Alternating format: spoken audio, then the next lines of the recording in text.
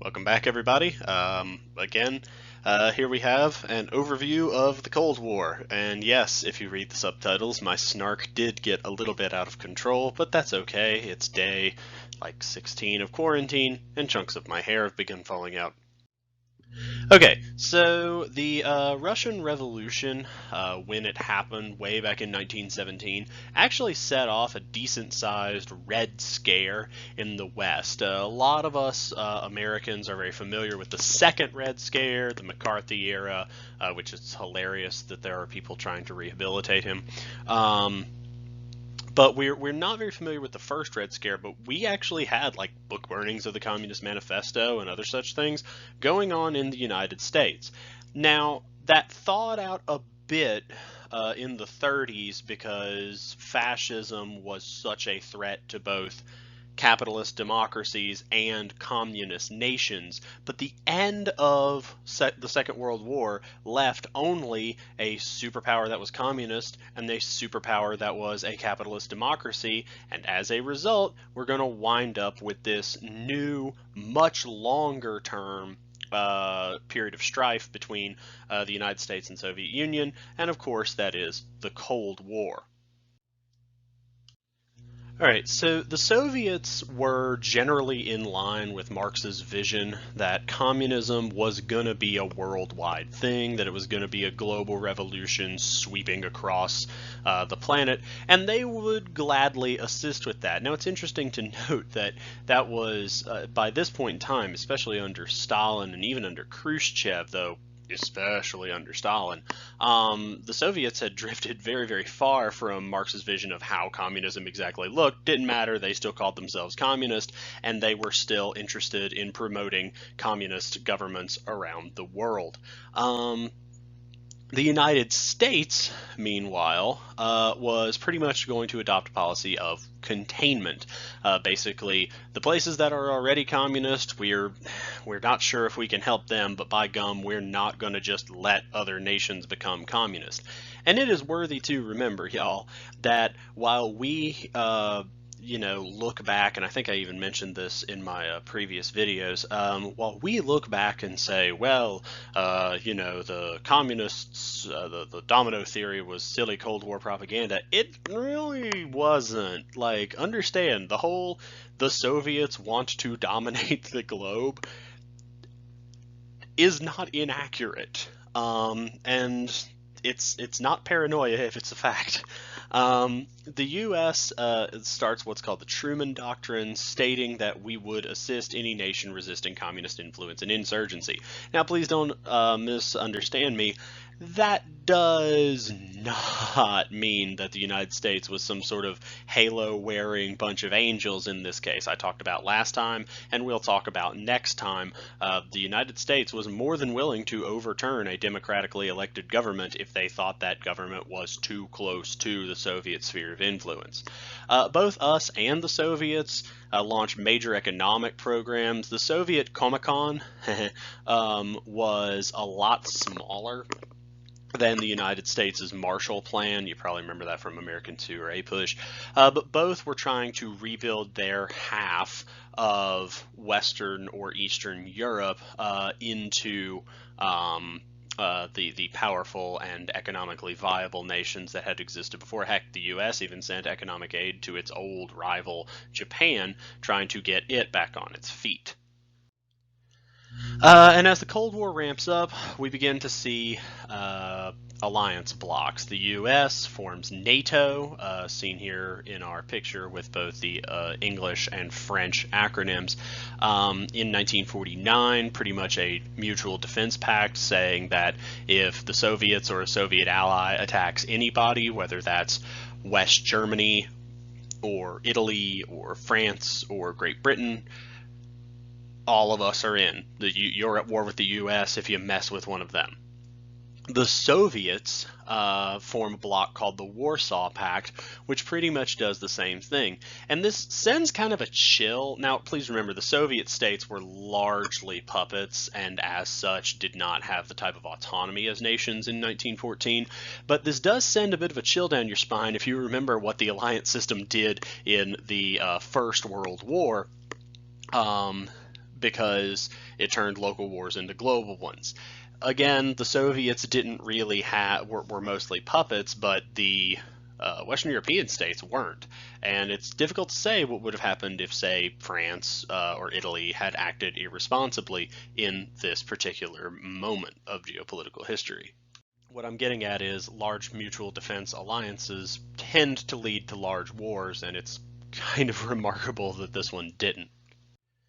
All right, so early on in the Cold War, the United States definitely was winning the PR battle and definitely had the huge technological advantage. The U.S., with its flying of planes to resupply West Berlin, Berlin being an island isolated by the surrounded entirely by East Germany, but West Berlin, this island of democracy in a sea of communism. The Soviets tried to cut off its access through rail and road, but the U.S. flew aircraft in alongside our British allies, kept West Berlin fed, kept West Berlin democratic, and really made the Soviets look some combination of evil and incompetent. We were also the only nation with nuclear weaponry, which really helped us out in terms of negotiations, because when you're the only team with the extinction ball, the rest of the squads kind of have to listen to you. That whole thing changed in August of 1949 when the Soviet Union detonated its first atomic weapon, its first nuclear bomb. They got it very fast, partially due to spies that they had placed within the United States' Manhattan Project. But now we are faced with a very, very grim reality. Specifically, that reality is that the Cold War is really defined by the constant threat of nuclear warfare. Both us and the Soviets develop extremely large stockpiles of nuclear weapons. You can see these warheads here on this chart here. The numbers have gone down recently, but both sides still are more than capable of obliterating billions of lives in a single afternoon. Any full-scale nuclear exchange, even if you don't live in a target area, would be absolutely devastating. The policy is called mutually assured destruction, and it pretty much guarantees that a nuclear war will end civilization as we know it, and possibly eventually cause the extinction of humanity itself. And ever since August of 1949, but really if you look at the chart, ever since the ramping up in the early 60s of warhead programs, we have to deal with the consequences of, and I know I've said this before, we're a species that for literally the entire rest of our existence has, if you develop a new weapon, you use it. You've got a better bow, you use it to win battles. You've discovered gunpowder first, you use it to win battles. You've got automatic weaponry, or you've got better aerial weaponry, or you've got better artillery. You use it, you use it, you use it. We have to answer the question of whether or not we can show restraint in the use of our weaponry every single day. And the only way that ends is with the colonization of other planets, which is extremely unlikely, the complete dismantling of the entire nuclear arsenal, which is not going to happen, nor should it, or eventually answering the question with a no, we can't restrain ourselves enough. That's actually a really major thing in a book I've been reading called The End is Always Near. I will go ahead and let you know, if you're into history, highly recommend that one. There's an entire chapter on the development and usage of nuclear weapons, as well as on the usage of bombing civilian targets in warfare, with questioning the efficacy of that versus the efficacy of ending wars earlier by doing so. A lot of the really good discussion points that you guys made in that discussion are also made in the book, and if you're interested in history that doesn't necessarily provide you with any answers, but also provide you with a lot of really interesting facts from the Bronze Age to the Cuban Missile Crisis, I do highly recommend it. Speaking of the Cuban Missile Crisis, Cuba, as we said last time, became a communist nation after a successful revolution in 1959. And in 1962, they actually allowed nuclear missiles to be placed on the island by the Soviet Union. The U.S., of course, could not allow nuclear weapons that close. I mean, lest you forget, Cuba's northernmost point is less than 100 miles off the coast of Florida. Miami could be a sizzling inferno inside of 15 minutes of a launch. Washington, D.C. would have taken about a half an hour for some of these medium-range weapons to reach. That's not enough time to get everybody out. The U.S. blockades the island of Cuba. The Soviets continue to send ships over. The Cubans, as well as Soviet crewed surface-to-air missile batteries and anti-aircraft guns, actually shoot down a U.S. U-2. We are on the brink, guys. A lot of people thought this was going to be the nuclear war, because if the U.S. had actually invaded the island in the midst of its blockade, there's a very real chance those missiles launch. And for 2 weeks, the world sat teetering on the brink of nuclear war. Very famously, President Kennedy actually refused to launch the invasion and refused to launch any sort of nuclear first strike against the wishes of his entire general staff. And he said, one of my favorite quotes, "These brass hats have one advantage. If we do what they say and they turn out to be wrong, none of us will be alive to tell them that." The missiles are eventually removed after the U.S. and Soviets reach a compromise, which in its day was compared to Munich. So yeah, history's complicated. The missiles are removed, but Cuba is going to stay a communist country and at least nominally remain such today. And the U.S., this wasn't as publicized, did remove missiles from Turkey, which were close to the Soviet Union. That wasn't as publicized, and indeed, this made President Kennedy look super strong. It made Soviet Premier Nikita Khrushchev look really, really weak. He was actually forced into resignation fairly shortly after this. But the bottom line is, we had tiptoed right up to the brink and had successfully avoided it. How many times can you do that? That's a question that is worth considering anytime anyone ever advocates the usage of nuclear weaponry. After almost, microwaving the planet, the Cuban Missile Crisis did lead to one big positive. The Soviets and the United States started to ease direct confrontation with one another. This is a policy known as Detente. It's a French word that doesn't really have a good encapsulation. It's the easing of tensions between two nations. The U.S. and Soviets actually established a hotline, that famous red phone on the president's desk. Like, it's staggering to us, but that didn't exist. At the time of the Cuban Missile Crisis, there were times where Kennedy and Khrushchev literally could not talk to one another. A lot of nuclear test reduction treaties are signed. A lot of nuclear warhead numbers treaties are signed to reduce the amount of nuclear weapons which exist. Testing is banned deep underwater. Testing is banned in the atmosphere. You can't set off nuclear weapons in space, which begs some obvious questions as to why we had to have a treaty to say that.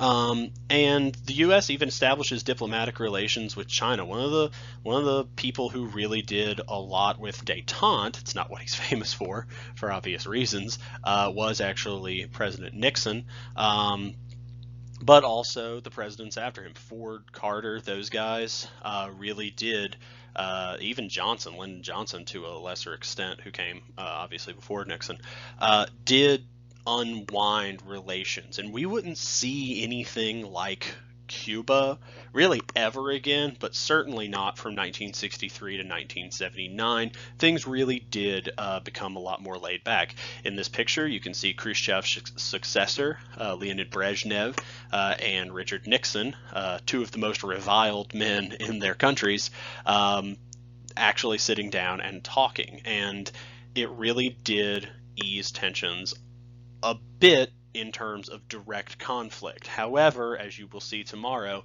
that does not mean things are quiet throughout the world. Those of you who know your dates reasonably well are going, wait a minute, Detente, Vietnam's going on. Yes, it is, and Vietnam is going to rage throughout the Detente period. The Khmer Rouge are going to take Cambodia during this period. There's going to be violence throughout Latin America and Sub-Saharan Africa during this period.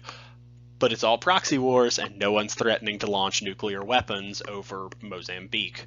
Um, yeah, that's the reality of the situation. Realpolitik, if you would like to jump back to the Otto von Bismarck days. Now, there is a lot of stuff that results from the Cold War, but a personal favorite of mine, even if it does have some outsized significance to its comparative importance of actual real progress, is the space race. And I love talking about the space race because it's an example of something that really should not have been a positive, turning out to be pretty darn cool. So the reason why all these new missiles and rockets that took people to space and to the moon, unless you're a conspiracy theorist, in which case please send me a stimulating email, which I absolutely will not read.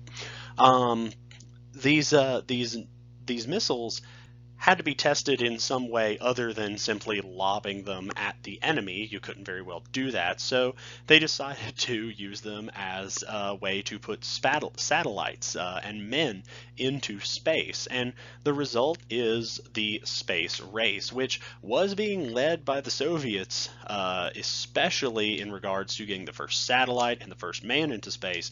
Those both matter because, again, these rockets were designed to deliver hot, flaming death to the other country, and the fact that the Soviets appeared to be that far ahead of us was not a comforting fact. And so the United States invested a lot of money, developed these rockets to take astronauts further, and eventually landed some men on the moon. And space programs produce a lot of really cool technological side effects, a lot of health stuff, transit, computing, food packaging, food preservation, really does in many ways come from the space race, which did produce a lot of nifty stuff. And our picture here, why didn't you choose something more important, McDowell? Why not Yuri Gagarin, the first man in space, or Armstrong kicking around on the moon? Well, because right here is where one of the coolest parts of the space race happened. In 1975, an American Apollo and Soviet Soyuz capsule linked up over Earth, and the first thing they did was shook hands. I mean, the traditional Russian greeting is a kiss, so this is probably a concession to the Americans. And that really ended the competition phase of the space race. Yes, we still had nuclear weapons pointed at each other and would for another, well, depends on who you ask, but I would say at least 15 years. But the joint mission that brought together these people and sees them shaking hands really is one of those things that was a real positive in the time of great international strife. I mean, 75 was the year South Vietnam fell. It was the year that the Khmer Rouge took power in Cambodia. So this was a remarkable thing that honestly seemed to go against the tide of history. Anyway, so sorry for that little side bit there, but remember that even if it starts as a way to annihilate your enemy's cities, positive things can come out of missile technology. Yay? Anyway, tomorrow we will look at a much less happy-go-lucky discussion. We will talk about the actual military conflicts of the Cold War, and then you will have a few days off with spring break. I will see you tomorrow.